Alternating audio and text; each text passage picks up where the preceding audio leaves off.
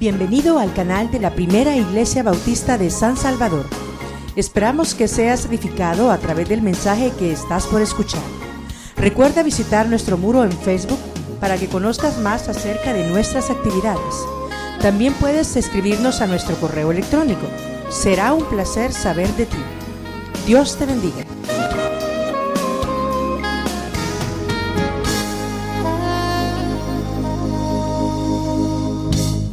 Les iba a preguntar, ¿ustedes son personas virtuosas? ¿Hay hombres virtuosos aquí? ¿Hay mujeres virtuosas?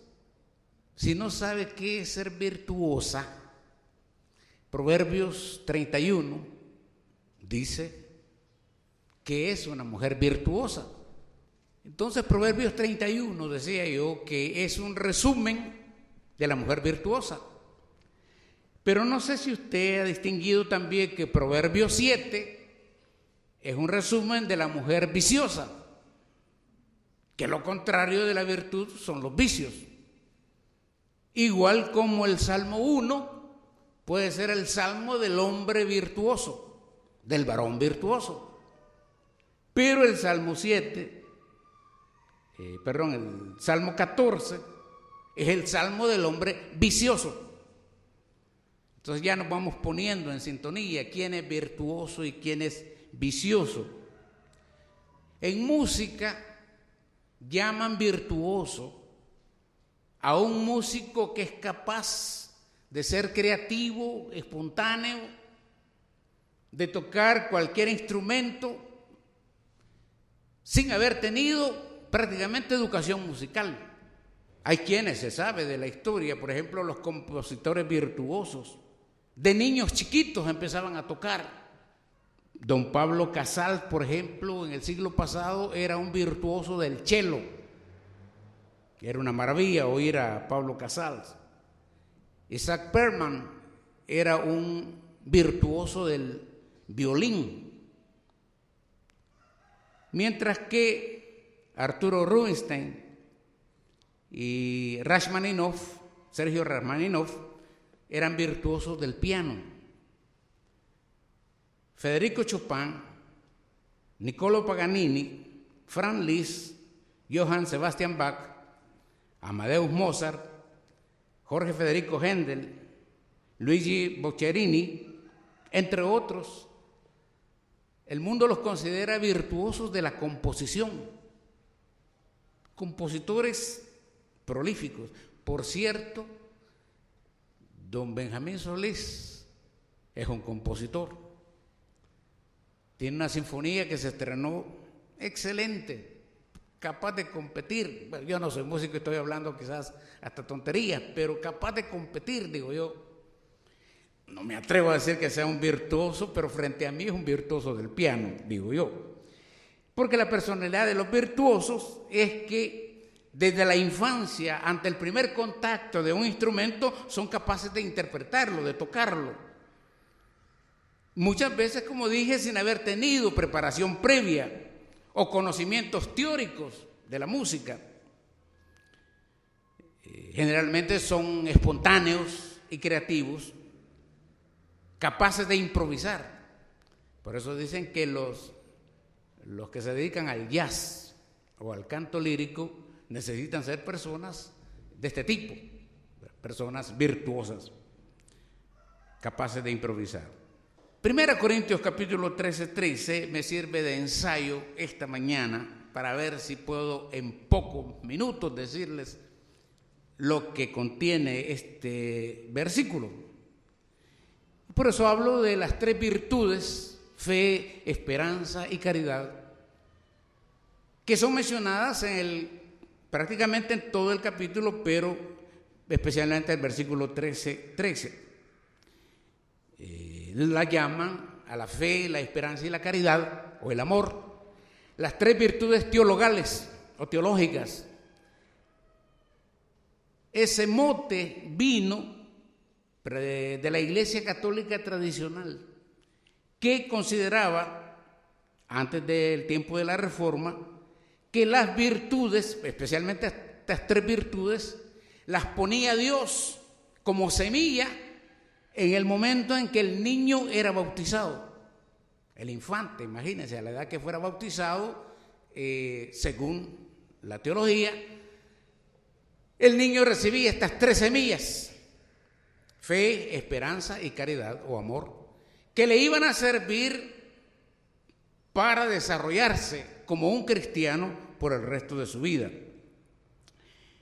Estas 3 virtudes llegaron a ser tan importantes en la historia antigua, estoy hablando de hace unos 500 años a 600 atrás, que a algunos cristianos les gustaba que sus tumbas fueran adornadas con las 3 virtudes, queriendo señalar que el que estaba enterrado ahí era un dechado de virtudes, especialmente en la fe, la esperanza y el amor. A veces en las tumbas ponían 3 mujeres hermosas, imágenes de 3 mujeres hermosas, para significar las 3 virtudes. A veces eran niños tiernos, como tiernitos, 3 tiernitos, simbolizando las 3 virtudes teologales.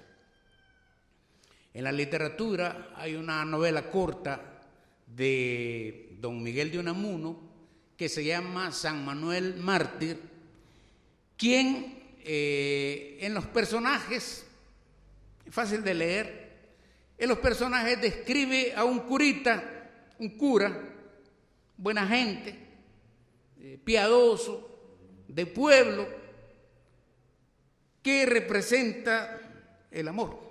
La persona que narra la historia del curita, creo que se llamaba Angelina, representa la esperanza. Una mujer devota, admiradora del curita. Resulta que el curita era tan buena gente que lo querían canonizar. Pero también en la historia hay un bobito, un loquito diríamos nosotros, ¿verdad?, que se llamaba Blasillo. Irónicamente, quizás don Miguel le puso ese mote de Blasillo recordando a Blas Pascal, uno de los filósofos cristianos muy interesante, digno de ser leído. Y lo interesante del Blasillo era que era tonto. Y un día en el sermón del padre Manuel, que no por casualidad le ponen Manuel, usted sabe que el nombre Manuel, ¿cuántos Manueles hay aquí? A ver, un Manuel. Manuel. Pues su nombre viene en Manuel, que quiere decir Dios con nosotros. Entonces no es por casualidad que le pone Manuel al personaje, el curita bueno. Y en un sermón de Semana Santa, el curita, con gran fervor, exclama las palabras de Cristo en la cruz: Dios mío, ¿por qué me has desamparado? Y a loquito le impresionó tanto la manera en que el curita dijo eso, que se quedó repitiéndolo. Y a cuanta vez se le ocurría, en circunstancias, él repetía: Dios mío, ¿por qué me has desamparado? Para don Miguel de Unamuno, este personaje representaba la fe pura, en su más pura expresión, la fe del carbonero, le llamaban. Esa es la novela, fácil de leer. Ahí están los 3 personajes: fe, esperanza y caridad. El capítulo 13 de Corintios, como ustedes saben, todos sabemos, es un monumento al amor, uno de los pasajes más hermosos de toda la Escritura, en todo sentido, por su estilo literario, rápido, lleno de vida, expresivo, que algunos dicen que es un himno de San Pablo al amor. Después de escribir o de describir en este himno la grandeza del amor, conecta San Pablo al amor con la fe y la esperanza. Y de una versión de esas bonitas de la Biblia, más o menos se lee esta parte diciendo así: aunque yo hablara todo el amor, soy como una campana que resuena o un platillo ruidoso. aunque tuviera el don de profecía y conociera todos los misterios y toda la ciencia, aunque tuviera una fe como para mover montañas, si no tengo amor, no soy nada. Aunque repartiera todos mis bienes y entregara mi cuerpo a las llamas en sacrificio, si no tengo amor, de nada me sirve. El amor es paciente, es servicial. El amor no es envidioso, no busca aparentar, no es orgulloso, no actúa con vileza, no busca su interés propio, no se irrita, sino que deja atrás las ofensas y las perdona. Nunca se alegra de las injusticias y siempre se alegra de la verdad. Todo lo aguanta, todo lo cree, todo lo espera, todo lo soporta. El amor nunca terminará. Las profecías serán eliminadas, el don de lenguas terminará, el conocimiento será eliminado, la ciencia, porque nuestra ciencia es perfecta y nuestras profecías limitadas. Pero cuando llegue lo perfecto, lo imperfecto será eliminado. Cuando yo era niño, hablaba como niño, razonaba como un niño, pensaba como un niño, pero al hacerme adulto, abandoné las cosas de niño. Ahora vemos como en un mal espejo, confusamente, y después veremos cara a cara. Ahora conozco a medias y después conoceré también como Dios me conoce a mí. Ahora nos quedan 3 cosas: la fe, la esperanza y el amor. Pero la más grande de todas es el amor. Habrán notado en esta lectura que de las 3 virtudes de las que más se habla es del amor. Y se muestra después de haber hablado de los otros dones que vienen de Dios o del Espíritu de Dios. Y San Pablo entonces dice, les voy a mostrar un camino mejor. Y empieza a hablar del camino del amor. Solo ese tema del amor daría en este texto para varios sermones. Voy a limitarme al versículo 13, que conecta las 3 virtudes.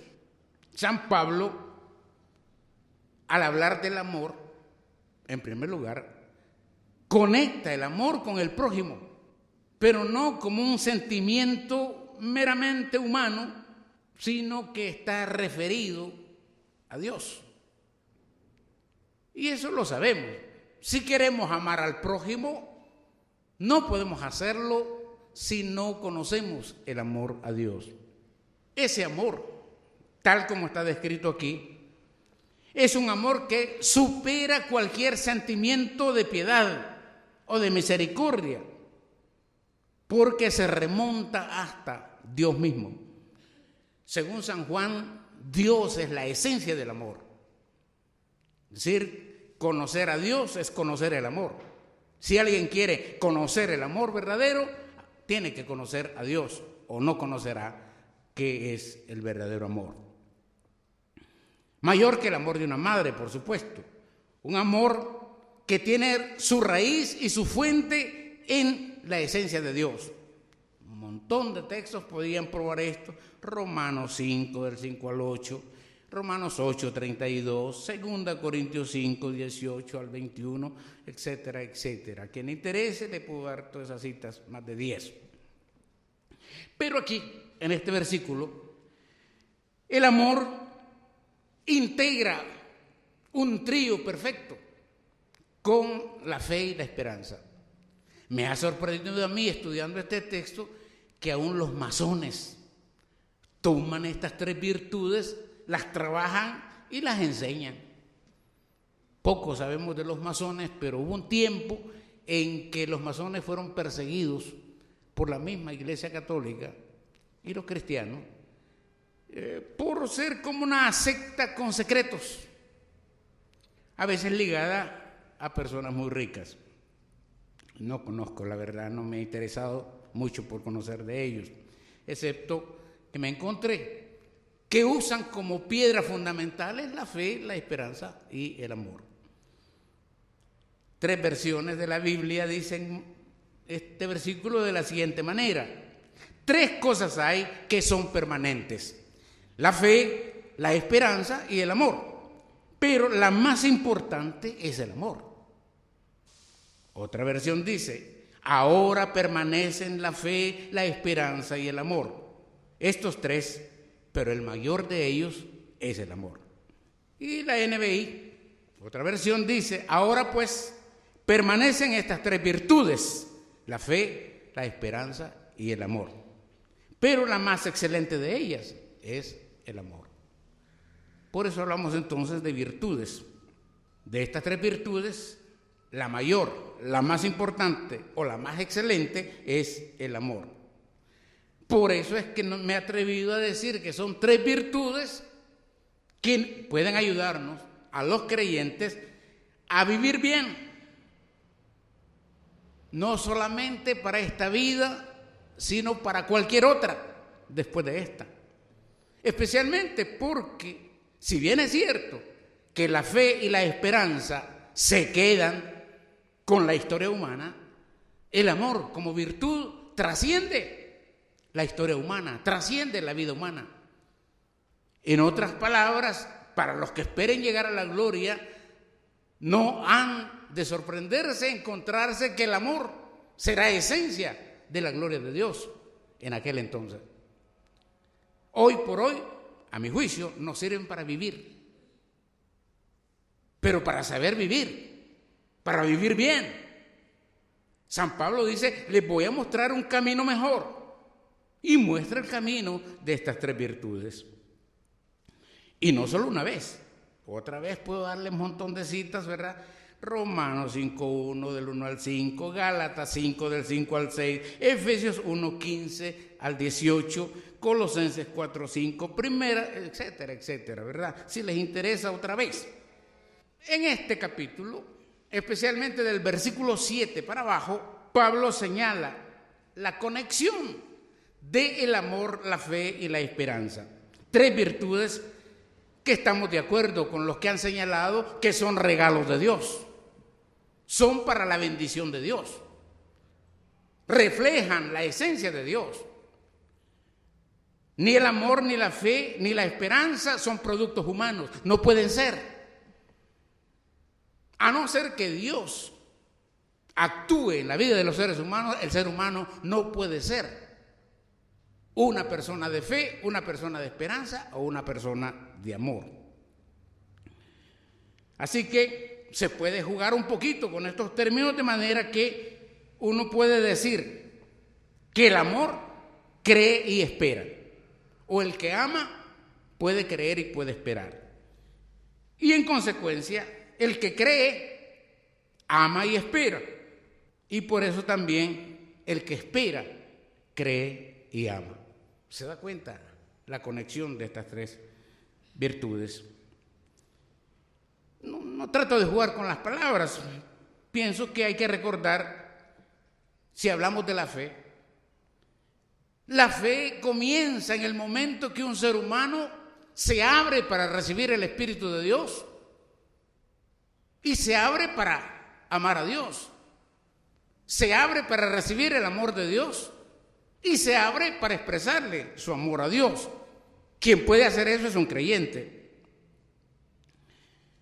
Va a demostrar su fe ese creyente cuando confía, cuando cree en Dios, cuando toda su esperanza se ampara en Dios.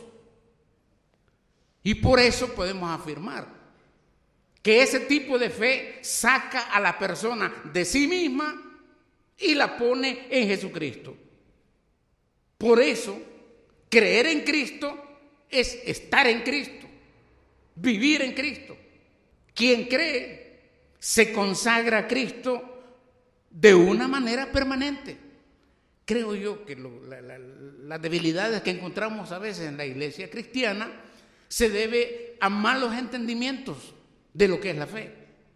La gente cree que la fe es una decisión de un momento, pero lo que la Biblia enseña es un proceso permanente. Uno no cree y basta, uno tiene que creer y seguir creyendo y mantenerse creyendo. Es parte del estilo de vida, de una actitud de vida. Por eso la carta a los Hebreos dice, sin fe es imposible agradar a Dios. Invita a los creyentes a caminar por fe y no por vista. Bien, qué interesante. O sea, los ojos son engañosos, la fe no engaña. Si hablamos de la esperanza, también la esperanza es propia del que confía en Dios. San Pablo, cuando escribió sobre la esperanza, tenía como oyentes o como contexto a gente que ni siquiera sabían qué era esperanza. Para los oyentes paganos, la esperanza era como una ilusión pasajera, temporal. Por eso ni valía mucho.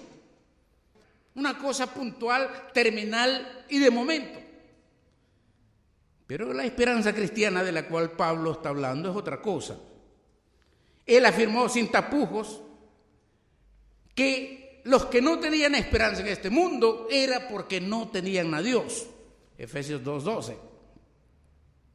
De tal manera que solo se tiene esperanza cuando se confía en un Dios que vive, que actúa, que interviene y que intercede. Cuando el Dios en el que creemos es un Dios vivo, que se mete en nuestra vida, entonces somos personas de esperanza, que viven en la esperanza. A los corintios San Pablo les dijo, una figura interesante, el que ara la tierra como el que trilla, me imagino yo que el grano en las cosechas, el que ara la tierra y el que trilla, decía San Pablo, lo hacen con la esperanza de ver frutos como resultado. Y así describe la esperanza. Es decir, nuestra acción, nuestro trabajo no es en vano. Tenemos la esperanza de ver resultados. Y aún en las situaciones más difíciles, que se vuelven para nosotros insuperables, de eso voy a hablar la próxima vez, aún en situaciones como esa, no perdemos la esperanza. Porque nuestra confianza está puesta en un Dios que vive y que interviene en la vida de los seres humanos. Un creyente que confía en Dios puede o se atreve a aquello que decía Willy, ¿verdad? Willy le gustaba decir, lo mejor está por venir. Esa frase recoge precisamente este espíritu del que tiene esperanza. Es uno que se atreve a esperar bendiciones futuras, aunque por el momento parezcan invisibles, intangibles, inalcanzables. Pero la certeza de decir lo mejor está por venir. Las bendiciones van a llegar. Hablando o escribiendo a los Colosenses, en capítulo 1:27, San Pablo afirma que Cristo es nuestra esperanza de gloria. Y lo que está diciendo entonces es que nuestro futuro es seguro porque Cristo está en el futuro como está en el presente y como estuvo en el pasado. Él es la esperanza de gloria, dice San Pablo. Por lo cual también agregaría casi en la misma carta, un creyente cuando enfrenta este mundo debe hacerlo como si fuera un soldado, un combatiente, un guerrillero, que lleva como escudo la fe y la esperanza y como casco el amor. Y en otra parte habla del casco de la esperanza y el escudo del amor y la fe para defenderse, para cubrirse frente a los combates o los embates del mal. Así que, hermanos, nuestra esperanza no es como esas piscuchas que uno las eleva y el viento las hace para allá, y a veces, cosa que cuando elevaba piscuchas hace como más de 60 años, y yo recuerdo que no había más desilusión que cuando los piscuchas agarraba algo así como un vuelo y de un solo, dicen que son piscuchas mal hechas, yo no lo sé, pero me pasaba seguido a mí con las piscuchas y de un solo al suelo. No es así. Nuestra esperanza, todo lo contrario, como aquel símbolo de la antigüedad, es que nuestra fe es como ancla, capaz de hundirse en las profundidades del mar de lo desconocido. Somos desafiados a que nuestra esperanza sea de tal tipo, casi una confianza a ciegas, que a no muchos les gusta, como el ancla firme y fuerte que se hunde en las profundidades de un futuro que no conocemos. Por eso en la carta a los Hebreos también, cuando vemos la galería de los héroes de la fe, se nos presentan también como si fueran grandes faros de esperanza que nos ven a nosotros marchar como creyentes, mirando nuestras luchas y casi queriendo animarnos a no dejarnos vencer, porque ellos fueron héroes de la fe, y dice los Hebreos, la carta a los Hebreos, y muchos de ellos ni siquiera alcanzaron lo que les fue prometido. Es como para desilusionarse. No, cuando él hablaba con los niños y los padres, yo me acordaba, ¿cuántas veces los padres quedan como mentirosos, por ejemplo, porque prometen a los hijos lo que no les dan, ¿verdad? Yo, pecador, me confieso. Es decir, los padres, para quitarnos a veces a los hijos de encima, les prometemos el oro y el moro, como dicen algunos. Y los hijos, cuando aprenden a conocernos, también nos conocen y ya saben cuando nosotros estamos mintiendo, también aprenden. Teniendo del tono en que decimos las cosas, dicen, no, este viejo no me va a dar nada, ¿verdad? También aprenden a leernos un poco, pero hay que crecer para hacer eso, ¿verdad? De niño quizás no, pero más allá sí. Así que, hermanos, esta conexión de la fe, el amor y la esperanza es vital. Tan vital que cuando San Pablo les escribe a los colosenses, les dice una frase muy bonita, pero yo me acuerdo mucho de ustedes en mis oraciones, les dice. Y entre esas memorias, continuamente recuerdo qué activa ha sido vuestra fe, qué servicial ha sido su amor y qué fuerte en los sufrimientos ha sido su esperanza en Jesucristo delante de Dios nuestro Padre. ¿Cómo quisiera uno como cristiano moderno que se pudiera decir de nosotros lo mismo? ¡Qué fe más activa! ¡Qué esperanza más fuerte y más viva!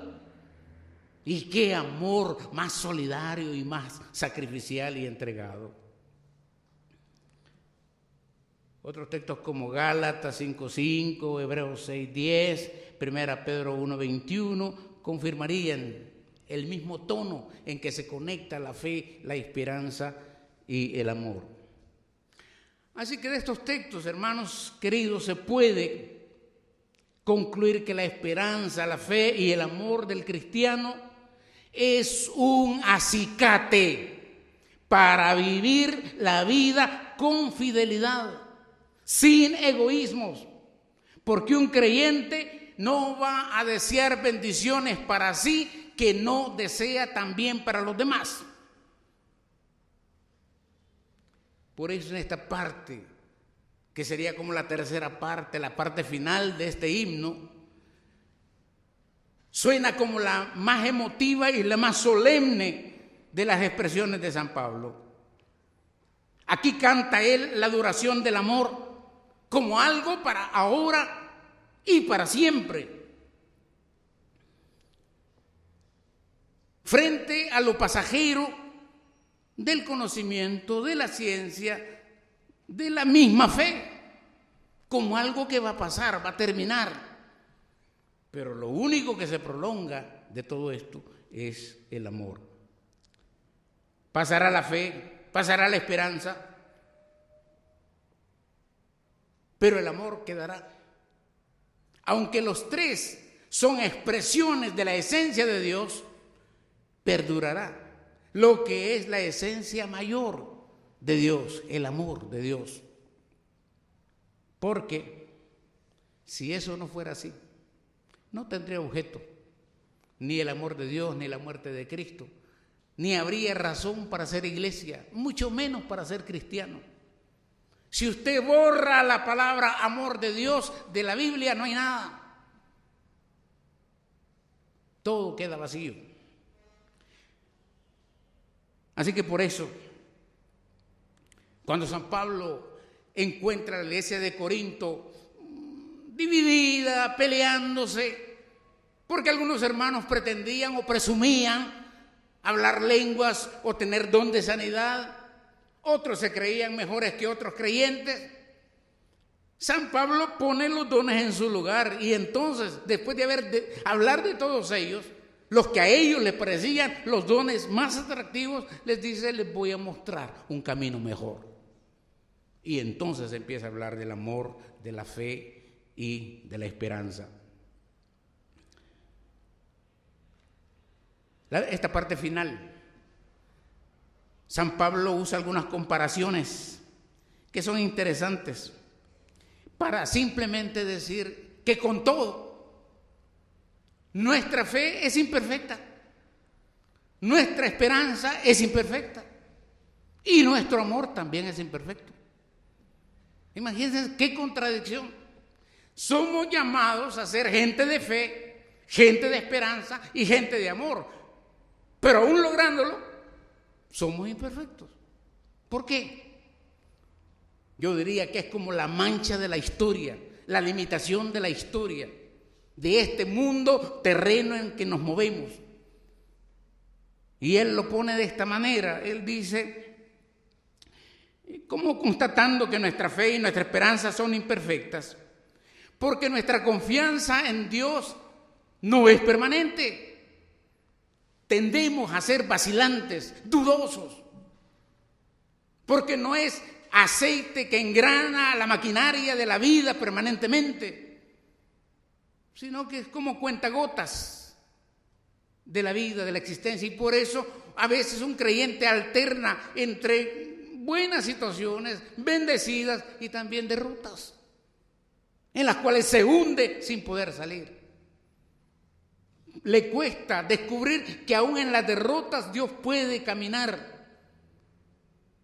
porque la fe y la esperanza animan el sufrimiento. Así que, hermanos nuestros, San Pablo usa la figura de que esa imperfección propia de nuestro tiempo es como cuando éramos niños, con todo y la belleza de estas criaturas que se sientan ahí, son imperfectos, ¿verdad? Yo me admiré esta mañana de ver a la hija de la señora que vende agua de coco recitar el Salmo 23 en una parte. Si ustedes supieran cómo pasa esa niña ahí, encorralada en ese puesto, solo con adultos, una hermanita más, y verla ahí con sus ropitas, sus citas y humildes, uno siente dulce el Salmo 23 recitado por ese corazón. O sea que con esa dulzura y todo eso, esa inocencia, dice San Pablo, por ahora vemos imperfectamente, como niños, o como verse en un espejo, de modo confuso. Parece que en tiempo de San Pablo los espejos no eran muy buenos. Eran espejos hechos o puliendo metales o puliendo rocas. Algunos espejos, como los que vienen de China a veces ahora y que son baratos, distorsionan la imagen. Entre más barato es un espejo, es más malo, ¿verdad? Me he llevado varios chascos yo comprando, ahí tenemos uno por cierto, que ni cerquita se ve bien, usted se ve distorsionado. Bueno, esa figura usa San Pablo para decir, este tiempo es como mirarse en un espejo imperfecto. O cuando, bueno, ustedes no manejan, pero los que manejan saben que cuando uno va y mira por el espejo retrovisor, lo que viene atrás lo ve cambiado. No sé si han fijado, ¿verdad? Que lo que es izquierdo se ve derecho y lo que es derecho se ve izquierdo. Por eso es que las ambulancias les ponen las letras al revés, para el que va adelante pueda leerlas bien.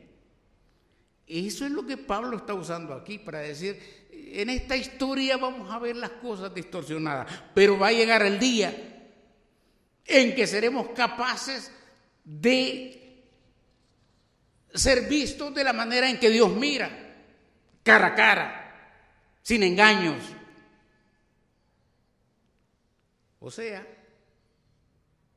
Pablo está diciendo que nuestro conocimiento de Dios, nuestra práctica de la fe, de la esperanza y del amor, en realidad puede llegar a ser imperfecta. Pero llegará el día en que Dios mismo entrará en comunión con nosotros para la eternidad. Por eso, Él invita en la esperanza a seguir permanentes en la fe y en el amor, porque llegará el día en que ya no necesitaremos espejos para ver la realidad de Dios. Dice, lo que conocemos hoy de Dios será como somos conocidos. Es decir, nosotros no conocemos a Dios perfectamente, pero Dios sí nos conoce perfectamente a nosotros. Entonces la diferencia en aquel momento será que podremos entonces conocer a Dios tal como Él nos conoce hoy. Así que, hermanos, la fe, la esperanza y el amor son base fundamental para la vida cristiana. Por el amor se consuma la salvación que obtenemos en Cristo como una realidad para hoy. Por la esperanza soñamos con que nuestra convivencia con Cristo tiene sentido y tiene futuro. Y por el amor somos conminados a experimentar en las relaciones cambios que nos permitan ver a los demás como hermanos, a vernos todos como familia de Dios, a considerarnos todos como verdaderos hijos de Dios. Por eso San Pablo aconseja a los creyentes de Tesalónica que se revistan entonces de la coraza de la fe y del amor y se pongan el casco de la esperanza, como si fuera un equipo de combate para un cristiano, como si fuera el uniforme de fatiga, de combate del creyente frente a las adversidades del mundo. Por eso estas tres virtudes el creyente las ha de vivir ahora, con la certeza de que la fe es un don de Dios, la esperanza es un don de Dios, el amor es un don de Dios, y por lo mismo, llenos de esa esperanza, llenos de ese amor, llenos de esa fe, nuestra transformación puede ser posible. Porque lo contrario es peor. Lo contrario a estas tres virtudes son los vicios. Y no me refiero a los vicios más comunes como el alcohol o las drogas, sino a algunos vicios de los cuales los cristianos tienen que cuidarse. La historia de la iglesia cristiana a lo largo de los siglos ha demostrado que el descuido y el abandono de las buenas prácticas cristianas, la buena ética cristiana, las buenas doctrinas cristianas se acaban corrompiendo y los cristianos se corrompen. San Pablo alguna vez aconsejó, examínense unos a otros para ver si todavía están en la fe. Se fija, si nos hiciéramos examen mutuo nosotros, a ver, ¿cómo andas en la fe? ¿Cómo te va en la fe? ¿Cómo estás creciendo en la fe? ¿Cómo va tu esperanza? ¿Cómo va tu amor? Prácticamente eso es lo que nos invita a vivir en examen permanente unos de otros, porque el descuido nos lleva a los vicios. Dios nos ha dado estas virtudes como ofrenda de amor para nosotros, para contrarrestar la naturaleza humana que tiende al egoísmo, inclinados a la comodidad, a la complacencia. Tantas veces hemos reconocido muchos de nosotros que de no haber sido redimidos por Cristo, seríamos los más perversos de esta generación. Por eso son tres virtudes imprescindibles. Yo quiero terminar dejándole claro que estas tres virtudes de la fe y la esperanza y el amor, en primer lugar, son dones de Dios. No son conquistas humanas y ni siquiera pueden crecer a voluntad del mismo creyente. Segundo lugar, sin embargo, se requiere de la dedicación personal del creyente, es decir, el cultivo, la preocupación por la fidelidad, por ser personas de esperanza, por ser personas amorosas. En tercer lugar, no es cosa de teoría, no es cosa de teología, es cosa de verla en la práctica, es cosa de hechos. Por lo mismo, se trata entonces de hacer del amor, la fe y la esperanza todo un estilo de vida. En una de las cartas de Pablo dice que eso hace que el ser humano sea nueva criatura, nueva persona. El nuevo hombre se caracteriza por ser hombre de fe, hombre de esperanza y hombre de amor. Y en cuarto lugar, estas tres virtudes son inseparables, siempre han de darse inseparables, imprescindibles, especialmente para quien pretenda ser un cristiano fiel, servicial, animoso, amoroso, gentil, bondadoso. La fe ha de estar presente, porque gracias a ella podremos mantener viva nuestra relación con Dios. Y porque Dios nos invita en ella a vivir confiadamente en Él, sea lo que sea, pase lo que pase. Por la esperanza vivimos anhelando el bien futuro. Hay muchos profetas de mal agüero, pocos profetas de esperanza. Los cristianos son llamados a ser profetas de esperanza. Quien no conoce a Dios, ni tiene a Dios, ni cree, ni tiene esperanza, ni es capaz de amar. Pero cuanto mayor sea nuestra fe, mayor será nuestra esperanza. Cuanto mayor sea nuestra esperanza, mayor será también nuestro amor. Porque la esperanza refuerza la fe y el amor, según Hebreos 11:1. Y porque San Pablo también dice que el amor es regla para la vida y es el alma de todas las demás virtudes y los dones. Si a la justicia le falta el amor, es fría y despiadada. Sin amor, queridos hermanos, no hay fraternidad ni amistad. Sin amor al prójimo, la religión queda reducida a religión. Así que terminamos diciendo que ninguna persona nace buena o mala. Así como nadie nace médico o carpintero. Y sabemos que la Biblia lo que afirma es que todos estamos separados de la gloria de Dios. Pero Él ha provisto a Jesucristo para redención, para cambio de esa separación. De tal manera entonces que no existe otra posibilidad de encontrar un camino mejor que caminar bajo esta enseñanza de San Pablo. O sea, o vivimos en las virtudes de Dios o nos abandonamos a la vida de los vicios, que no me refiero otra vez solo al alcoholismo, al tabaco o a las drogas. Esos vicios pequeños que se vuelven defectos y luego ofensas en la comunidad. La mujer, se recuerdan porque hay una expresión, cuando hablamos de virtud, también equivale a poder. Las versiones antiguas de la Biblia, cuando cuentan el relato de la mujer aquella camino a la casa de Jairo, aquella mujer que se acercó a Jesús y decía: si tan solo me acercare y tocare, seré sana. Describe a la mujer como alguien que había sufrido por 12 años. Los médicos la habían esquilmado porque le daban tratamientos que no daban resultado y se gastó su fortuna en médicos y medicinas y tratamientos. Y el último recurso fue acercarse a Jesús y tocar el manto. Cuando ella tocó el manto de Jesús, según la versión antigua dice: ¿quién me ha tocado? Porque virtud salió de mí. Virtud, sinónimo de poder.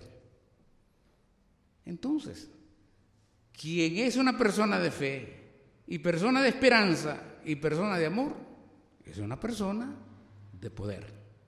A ese poder les invitamos, Dios invita, Especialmente Jesús cuando dice, sean perfectos como yo soy perfecto. Como vuestro Padre que está en los cielos también es perfecto.